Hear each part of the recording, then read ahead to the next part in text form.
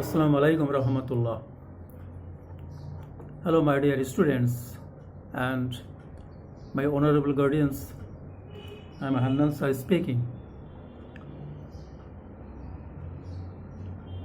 প্রিয় ছাত্রছাত্রী, তোমরা অনেকেই জানো আমি লাস্ট 25 ইয়ার্স থেকে ও লেভেলে বাংলা পড়িয়ে থাকি। আমার অনেকগুলো প্রোগ্রাম রয়েছে বিভিন্ন সামাজিক মাধ্যমে, পার্টিকুলারলি ইউটিউবে। ও লেভেলে বাংলা সার্চ দিলেই আমার অনেকগুলো প্রোগ্রাম তোমরা দেখতে পাবে। সেখানে অনেকগুলো ক্লাস রয়েছে শিক্ষণীয়। বিশেষ করে যারা ইংলিশ মিডিয়াম পড়ে, সিনিয়র স্টুডেন্টস অ্যান্ড তাদের গার্ডিয়ানস, অনেকেই আমার সম্পর্কে জানে। আমার পরিচিতির খুব একটা প্রয়োজন নেই। যাই হোক, লাস্ট ক্লাসে আমি আলোচনা শুরু করেছিলাম ক্যামব্রিজ সেকেন্ড পেপারের সন্ধি সম্পর্কে। আজ আলোচনা করব বাগধারা সম্পর্কে। Number 2, second paper number 2, 10 mark, প্রত্যেকটা 2 মার্ক, 5টাতে 10 মার্ক। এই 10 মার্কের জন্য তোমাদের কিন্তু অনেকগুলো বাগধারা শিখতে হবে, প্র্যাকটিস করতে হবে। বাগধারা এমন একটি বিষয় যেটা আমরা খুব কম ব্যবহার করি, পার্টিকুলারলি যারা ও লেভেল পড়ে, ইংলিশ মিডিয়াম পড়াশোনা করে, তারা খুব কম ব্যবহার করে। কিন্তু রিয়ালিটি হচ্ছে এটা কিন্তু আমাদের সমাজে ছিল, আছে এবং থাকবে। হ্যাঁ, because we are Bengali, we have our own culture. So বাগধারা কি? বাগধারা হচ্ছে গ্রুপ অফ ওয়ার্ডস, শব্দগুচ্ছ, অনেকগুলি শব্দ, যেটার অর্থ হচ্ছে লক্ষ্য বা উদ্দেশ্যের মধ্যে নিহিত থাকে, লুকিয়ে থাকে, কিন্তু যেটা আমরা ব্যবহার করি, the words that we utter, that we express, and does not carry the real meaning. আমরা যে শব্দগুলো বলি, যে বাগধারা বলি, তার মধ্যে কিন্তু রিয়েল মিনিং থাকে না। রিয়েল মিনিং থাকে গভীরভাবে, হিডেন থাকে। এগুলো হচ্ছে বাগধারা। যেমন একটা এক্সাম্পল হচ্ছে অর্ধচন্দ্র। অ্যালফাবেটিক্যাল বলি আমি, অর্ধচন্দ্র, সরোয়া থেকে। অর্ধচন্দ্র হচ্ছে, অর্ধচন্দ্র ব্রেকডাউন করলে কী হয়? Half moon, that is crescent. অর্ধেক চাঁদ। অর্ধেক চাঁদকে আমরা ইংলিশে বলি ক্রিসেন্ট বা হাফ মুন বলি। সুতরাং অর্ধচন্দ্র এখানে কিন্তু অর্ধচন্দ্র মিন করবে না। যেখানে প্রয়োগ করব টু আদার পারসন, সেখানে অর্ধচন্দ্র কী হয়ে যাবে? গলা ধাক্কা।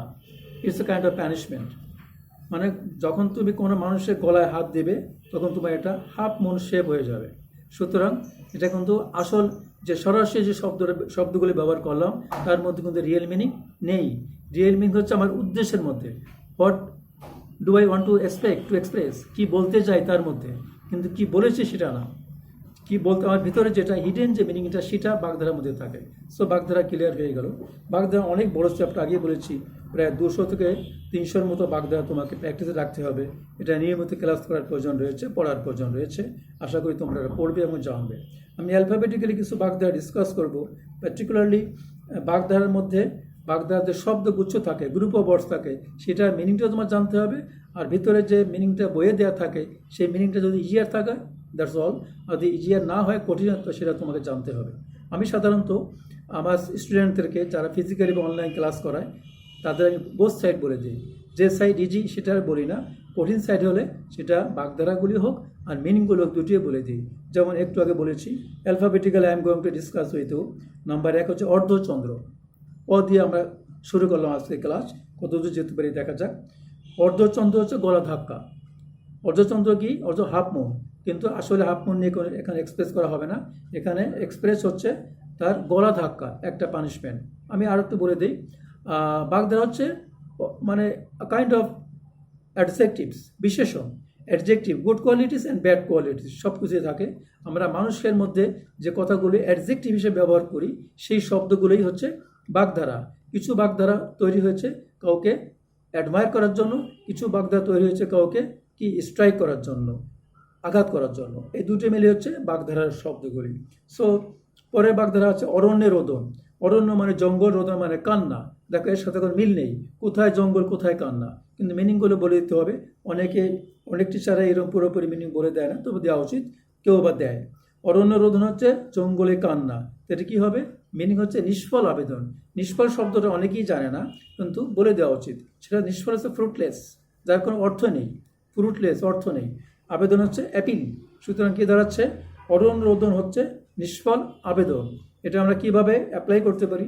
যেমন একটা মানুষ আমার কাছে চাঁদা চাইলো বা টাকা চাইলো, আমি বললাম, কি বললাম, অরণ্যে রোদন করে লাভ নেই। তাহলে কি হলো, বাগধারা কি করলো, শুনতে সুন্দর হলো, মাধুর্য বা বিউটিফিকেশন হলো। আরেকটা হচ্ছে যাকে আমি বললাম সে অর্থটা সরাসরিভাবে আঘাত না পেয়ে সে deeply he will think about the words that you have expressed.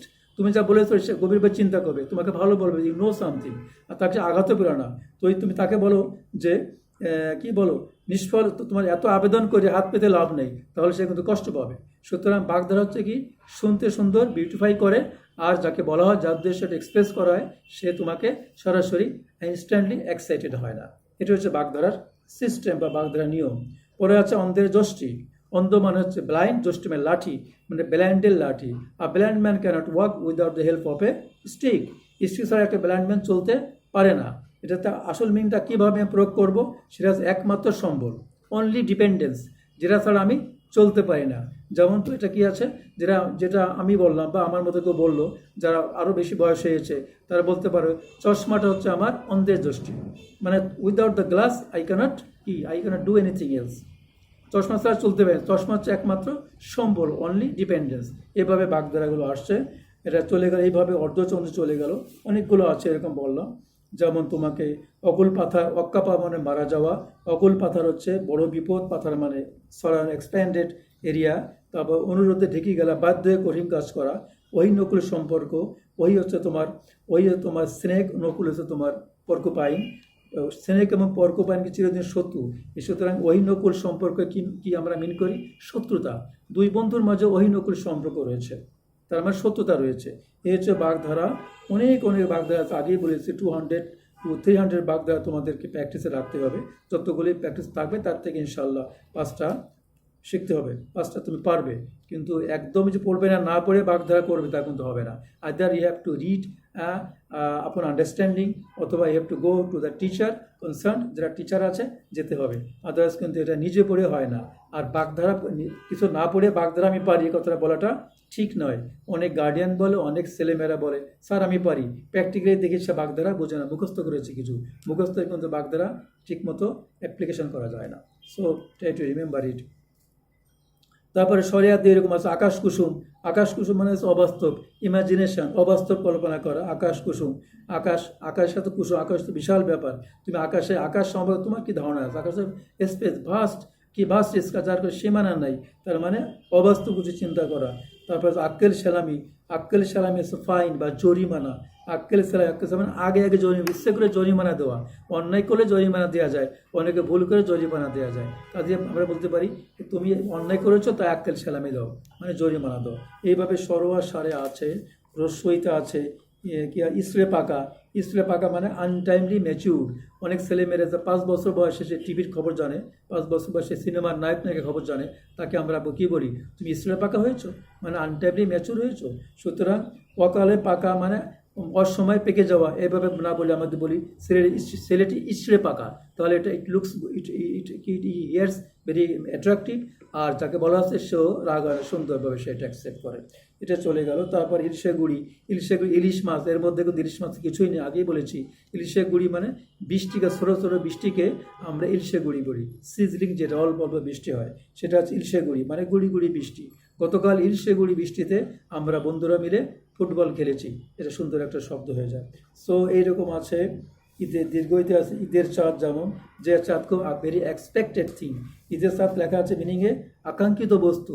তোমরা অনেকে বস্তুও জানো না, আকাঙ্ক্ষিতও জানো না, কেউ বা জানো অলরাইট, কিন্তু অনেকেই জানে না। সত্যি ঈদের চাঁদ মানে আকাঙ্ক্ষিত বস্তু, ভেরি এক্সপেক্টেড থিং।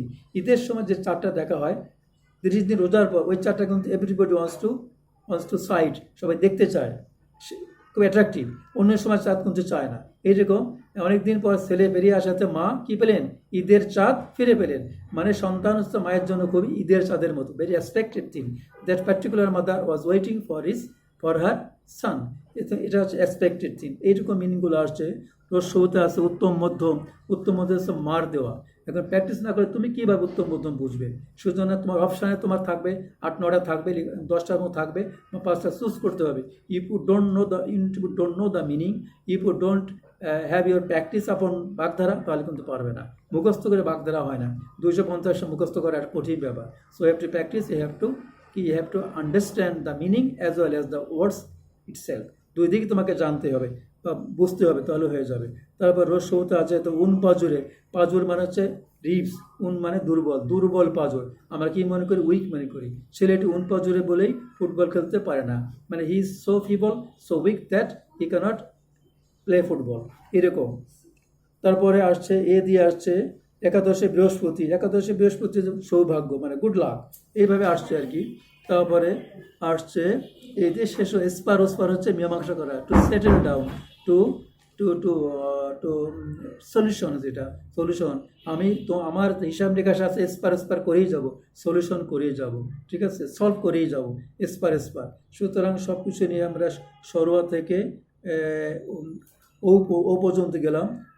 ওতে আছে উৎপাতা, উৎমাত্তা মানে সুযোগের অপেক্ষা করা, ওয়েটিং ফর দ্য স্কোপ আর চান্সেস। যেমন চোরকে ধরার জন্য পুলিশ বনের ভিতর ওত পেতেছিল, মানে they were waiting to seize the thief or the robbers. এই হচ্ছে হয়ে গেল আমরা সরোয়ার থেকে ও পর্যন্ত আমরা মোটামুটি আমরা খুব বেশি শর্টলি ডিসকাস করলাম। সবচেয়ে বড় জিনিস হচ্ছে, আবার বলি, প্র্যাকটিস করতে হবে, নিজের গড়িয়ে পড়তে হবে। যদি আমি জানি ইটস অল রাইট, টিচার লাগে না। যদি না বুঝে না জানি, you must go to a teacher, তাহলে এটা it will be plainer for you ইনশাল্লাহ। আমাদের সবাইকে আল্লাহ তৌফিক দান করুন। Wish you good luck. সামনে পরীক্ষা আসছে, যারা পিছনে ক্যান্ডিডেট তাদের পরীক্ষা হয়ে গেছে। আর এটা আমি আবার বলি, ক্যামব্রিজ সিলেবাস কিন্তু মোটামুটি কম্পারেটিভলি ডিফিকাল্ট, সেই জন্য তোমাদের সবগুলোই পড়তে হবে, ভালো করে পড়তে হবে, না পড়লে কিন্তু এটা হবে না। So thank you very much, all the best, খুদা হাফেজ, আসসালামু আলাইকুম।